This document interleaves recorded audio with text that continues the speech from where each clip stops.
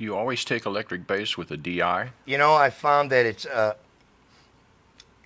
I always take electric instruments with a DI in the first place, just in case when you're using an amp, if you don't like it, you can always go back to the DI and reamp it. So I'll always take a DI, and I started taking DIs on bass with the bass amp, but I found in the end, I would always end up using the DI, and maybe the bass would be a little bit of an effect or something because The amp part? the amp part, the amp would be a little bit of an effect because the instrument itself going into the DI, if you're using a great DI, man, would always like a tube DI. Like what? Oh, geez, right now I'm using I like the is this Drummer makes the tube DI? No, it wasn't Drummer.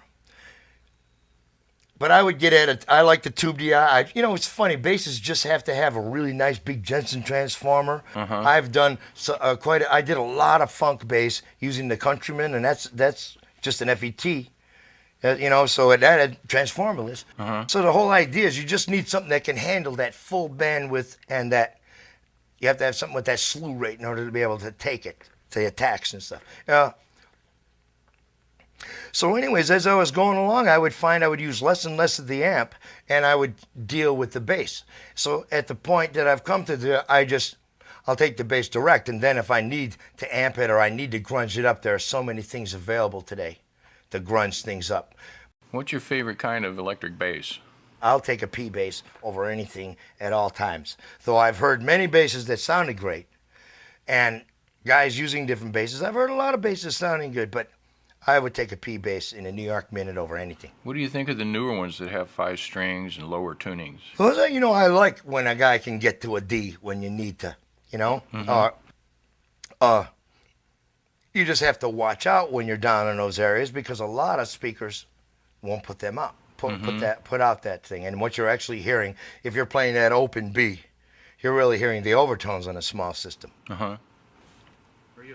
Are you a fan of roto-sound strings? You like I know, flat no, wound or round no, wound? I like them just whatever a bass player gets a good sound with, you know. And that's another thing. It's like I wouldn't tell them what kind of strings to use. I would say, well, you need new strings, but I wouldn't say what you need. Unless, though, I'll say you need to reset up your instrument if it's flapping. And there's a lot of times you'll work with bands and the instrument doesn't sound right. The intonation is off, and all those little things that you don't notice when you're playing live because you can get away with it. It's loud. People are looking at you. It's a total experience. You're feeling it in your body. You got the view of them is coming in your eyes. The lights are flashing. It's okay. But when it's here and you're going to listen to it on little things, the stuff's got to work because all clicks on guitars, clanks on the basses, those things always seem to be louder than everything else. What kind of mic do you like for upright bass? Oh, you know, an upright bass, I try all kinds of things. I do like an FET-47 on the upright bass, and also I like some of the contact mics that are made for them. I would like, you know, I'll have that if there's a bass. A lot of bass players, these upright bass players will have that, and I'll take that and an FET-47. Talking about DIs, you'll take their output. Yeah, they'll have a where they can Yeah, plug into an I amp. see. So I'll take that. Yeah. And then I'll use the FET-47. Or a 67, I want a large diaphragm condenser mic. Where do you put it? I will put it just. It depends on the bass. You have to move it up and down. You have to find out the sweet spot. And not the sweet spot won't be necessarily where the bass is the loudest.